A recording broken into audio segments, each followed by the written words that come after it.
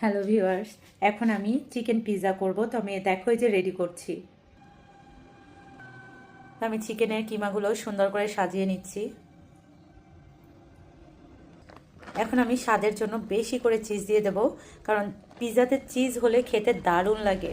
আর আমরা সবাই মোটামুটি অনেক বেশি চিজ খেতে পছন্দ করি। এই যে দেখো, এখন আমি সুন্দর করে সাজিয়ে নেব। পিৎজা আমার মাঝে মধ্যেই করা হয়, কারণ রুদ্র এত বেশি পছন্দ করে কি বলবো, যে কারণে ঘরে সবসময় আমার চিজটা বিশেষ করে রাখতে হয়। এটা থাকলে আমি ওকে আসলে ও বললেই আমি বানিয়ে দিতে পারি। তো এই যে দেখো, এখানে যথেষ্ট চিকেন, চিজ এগুলো দেওয়া রয়েছে। এই যে দেখো, এখন আমি ওভেনের মধ্যে পিৎজাটা দিয়ে দেব। তো এই যে এখানে পিৎজা অপশন লেখা রয়েছে, তো আমি এটা 450 গ্রামে দেব।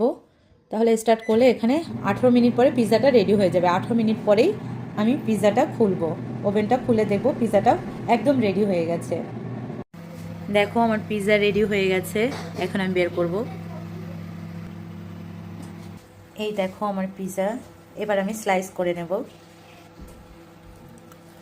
এই যে এই দেখো স্লাইস করা হয়ে গেছে। এবার আমরা সবাই খাবো। না রুদ্র, দারুণ হয়েছে। কেমন হয়েছে? অসাধারণ। কেমন হয়েছে? এই যে তুমি খেতে চলে এসছো।